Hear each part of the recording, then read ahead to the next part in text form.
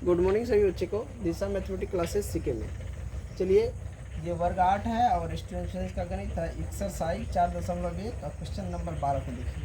पिछले वीडियो में question number 11 करवा दिए, क्वेश्चन नंबर 12 को इस वीडियो में देख रहे हैं। और क्वेश्चन नंबर 12 में देखिए क्या लिखा हुआ है। कह रहा है कि निम्नलिखित में कौन सी संख्या पूर्ण घन है, कौन सी संख्या पूर्ण घन नहीं है। तो इसमें से ये 4 सवाल दिया है और बताना है कि इसमें से कौन पूर्ण घन नहीं है। तो हम लोग जानते हैं, पिछले वीडियो में ही 11 नंबर में क्वेश्चन ये आया था 4 नंबर, जो कि पूर्ण घन नहीं है। तो ये क्या है, नहीं है। और यहाँ पे ये भी पूर्ण घन नहीं है, बाकी ये घन है, ये भी घन है, ये दोनों घन है। तो ये और ये नहीं है, ये नहीं है। कैसे नहीं है, तब यहाँ पर हम निकाल के दिखाते हैं गुणनखंड विधि से। 50, 25, 5, यानी कि 2 का पावर 2 और 5 का पावर 2, किसी का भी पावर 3 नहीं है। इसका मतलब पूर्ण घन ये नहीं है। इसी प्रकार इसको भी हम लोग निकाल के देख लेंगे। आए समझ में? चलिए अब चलते हैं क्वेश्चन नंबर 13 को। फटाफट बनाइए तेजी से सभी बच्चे, और जो देख रहे हैं वीडियो को लाइक कर दीजिए, शेयर कर दीजिए। चलिए इनको मिटा के आगे बढ़ते हैं 13 नंबर क्वेश्चन पे। चलो बच्चों, यहाँ पे देखो 13 नंबर क्वेश्चन है। पहला नंबर में दिया है 16,000, उसके बाद दिया है 10,000, फिर है 900, फिर है 2700, फिर है 1,000। तो सभी बच्चे जानते हैं कि 10 का जो क्यू होता है वो होता है 1,000। तो ये तो पूर्ण घन है, ये क्या है, पूर्ण घन है। अब यहाँ 2700 की बात करें तो अगर हम 30 का क्यू करते हैं तो इसका मतलब 3 का क्यू 27, और 3 का शून्य का क्यू मतलब 3 शून्य, और यहाँ पे 2 ये शून्य है। इसके मतलब ये नहीं है, क्या है, पूर्ण घन नहीं है। अब इसमें बात करें तो यानी 3 का स्क्वायर ही 9 हो जाता है, समझिए।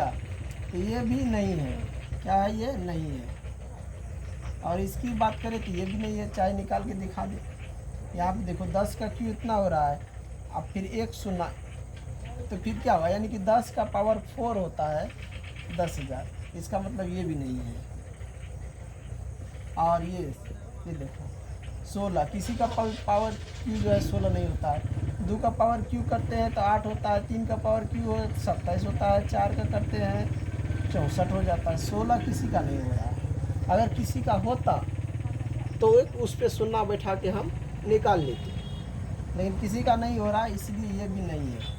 तो इसका जो आंसर होगा सिर्फ 5 नंबर का है, जो पूर्ण घन है।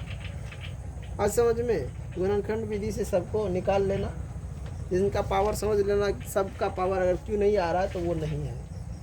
चलिए 14 नंबर क्वेश्चन में यहाँ पे देख रहा हूँ।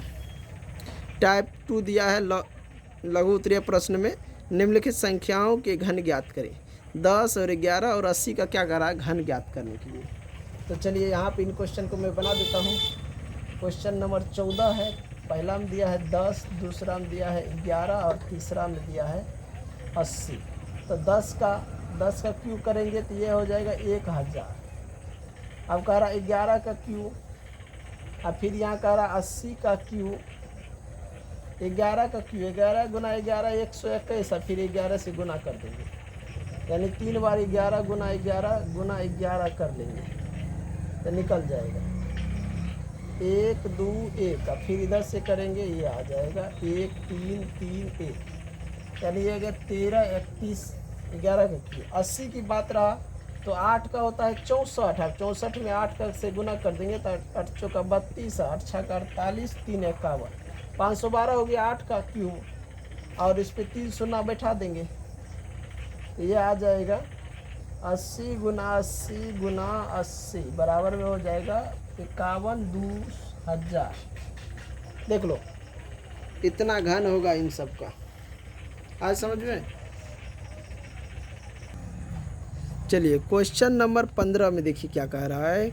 2 उदाहरण लेकर दिखाइए कि सभी विषम प्राकृतिक संख्याओं का घन विषम होता है। 2 उदाहरण लिखिए। 2 उदाहरण, यहाँ बहुत सारे उदाहरण हैं।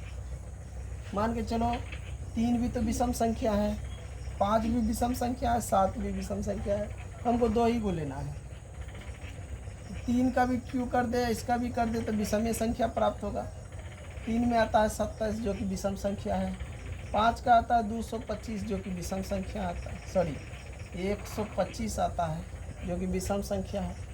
7 का करते हैं 7 सत्ते 49 सत्ते 343। ये भी क्या है, विषम संख्या है। तो ये सब उदाहरण है इनके। विषम संख्या का जब घन करते हैं तो विषम संख्या आता है। तो हमें इसमें से 2 को सिर्फ लेना है। अब चलिए इसमें 16 नंबर में लिखा है क्या कि 2 उदाहरण लेकर दिखाइए कि सभी समप्राकृत संख्याओं का घन सम होता है। 2 को दिखाना है। तो अब यहाँ पे देख लो, मान के चलो कि ये क्वेश्चन नंबर 16 में कह रहा है कि सम संख्या का, ये कह रहा था विषम का घन और इसमें कह रहा है सम का घन। तो मान लो 4 क्या है, सम संख्या है। 2 क्या है, सम संख्या है। 10 क्या है, सम संख्या है। तो इसका जब घन करेंगे, क्यूब करेंगे, तो ये क्या हो जाएगा 64 जो कि सम संख्या है। 2 का क्यूब करेंगे तो 8 हो जाएगा जो कि सम संख्या है। 10 का क्यूब करेंगे तो ये हो जाएगा 1000 जो कि सम संख्या है। तो सम का घन समय होता है, विषम का घन विषम होता है। ये उदाहरण देकर समझाने के लिए कहा था, जो कि हम समझा दिए। चलते हैं क्वेश्चन नंबर 17 में। कह रहा यदि किसी घन की एक भुजा 15 मीटर है तो उस घन का आयतन ज्ञात कीजिए। एक घन है, उसका भुजा 15 मीटर है, उस घन का आयतन ज्ञात करना है। चलिए इनको बनाते हैं। घन की एक भुजा दिया है, लिखेंगे घन की एक भुजा बराबर 15 मीटर। घन की एक भुजा होता है 15 मीटर, चूँकि घन का आयतन बराबर होता है भुजा क्यू। तो भुजा कितना है 15 मीटर, तो 15 मीटर का क्यू हो जाएगा। तो 15 का क्यू कितना होगा, यानी कि 15 गुना 15 गुना 15। अब ये गुना करके हम जब 15 का क्यू निकालेंगे तो ये आ जाएगा 3375 मीटर क्यू। इतना हो जाएगा इसका आयतन, किसका, घन का आयतन।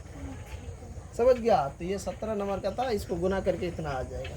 चलिए 18 नंबर क्वेश्चन देखते हैं। इसी में क्वेश्चन नंबर 18 यहाँ पे देखिए लिखा है। कह रहा बताइए निम्नलिखित कथनों में कौन सत्य है और कौन असत्य है। तो इनको मैं अगले वीडियो में ले रहा हूँ, क्योंकि इसमें देखिए यहाँ से 1 नंबर से लेकर 7 नंबर तक दिया है, तो लंबा हो जाएगा। इतना पे इनको छोड़ के अगले वीडियो में लेते हैं। तो जो भी बच्चे वीडियो देख रहे हैं, वीडियो अच्छा लगे तो लाइक कीजिए, शेयर कीजिए, चैनल को सब्सक्राइब कीजिए, और फेसबुक पर देख रहे हैं तो फेसबुक पेज को फॉलो कीजिए। इन्हीं के साथ मैं इस वीडियो को एंड कर रहा हूँ। जय हिंद, जय भारत।